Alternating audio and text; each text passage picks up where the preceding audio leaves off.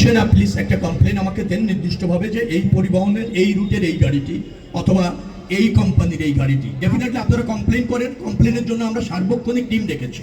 এখন দেখেন, চলার পথে অনেকে অনেক সময় এই চাপের কারণে সুবিধা নেওয়ার চেষ্টা করে। যেমন আমি বললে আপনি বুঝবেন, কালকে নবীনগর এবং আপনার এই বাইপাইলে দুটি পরিবহন তারা 100 টাকা বেশি নেওয়ার চেষ্টা করতেছে।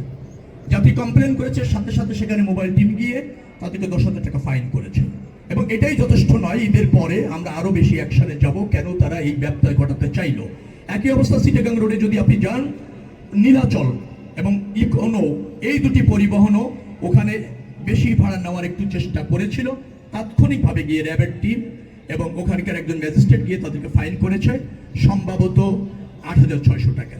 তো এরকম যেখানেই ব্যবসায় ঘটনার একটা প্রবণতা যে নাই আমি তা বলছি না, কিন্তু আমরা ম্যানেজমেন্টের মাধ্যমে রাষ্ট্রের যে দায়িত্ব, আমাদের মন্ত্রণালয়ের যে দায়িত্ব, আইন শৃঙ্খলা রক্ষাকারী বাহিনীর যে দায়িত্ব, সেটা দিয়ে আমরা এই পরিস্থিতি নিয়ন্ত্রণ করতে সক্ষম হয়েছি বিধায় আমি দাবি করব যে সক্ষম হয়েছি। যানজট নেই, সকাল পর্যন্ত ওয়াল রুটগুলি ক্লিয়ার আছে। ভোর 5টা সাড়ে 5টার দিকে একটা চাপ তৈরি হয়েছিল চন্দ্রায়, আমরা সারা রাত জেগেছিলাম, তাৎক্ষণিকভাবে ব্যবস্থা নিয়ে সেটা এখন ক্লিয়ার। আপনি খবর নেন, সমস্ত রুটে আরামদায়ক পরিবেশে যাত্রীরা যাচ্ছে। বিচ্ছিন্ন চাপ থাকে, কিন্তু সেটা আমরা ট্যাকেল করতে সক্ষম হয়েছি, ম্যানেজ করতে সক্ষম হয়েছি।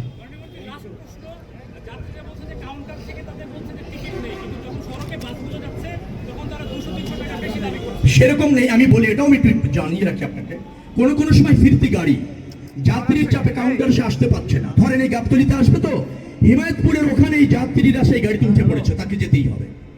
তখন এরকম ভাবে অনেক গাড়ি গিয়েছে, যাত্রীর চাপে যাত্রীরা উঠে পড়েছে, সেই রুটে চলে গিয়েছে। যাত্রীরা জানে ওই গাড়িটা কোন রুটে যায়, তারা জানে, তাদের জানা, গাড়িতে উঠে পড়েছে।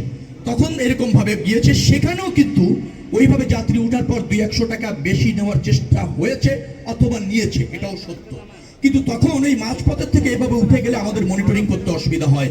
কমপ্লেন যেগুলি পেয়েছি এখন অ্যাকশন নিচ্ছি, যেগুলি এখন অ্যাকশন নিতে পারছি না, ঈদের পরে অ্যাকশন হবে যারা ব্যত্যয় ঘটানোর চেষ্টা করেছে। ধন্যবাদ সবাইকে।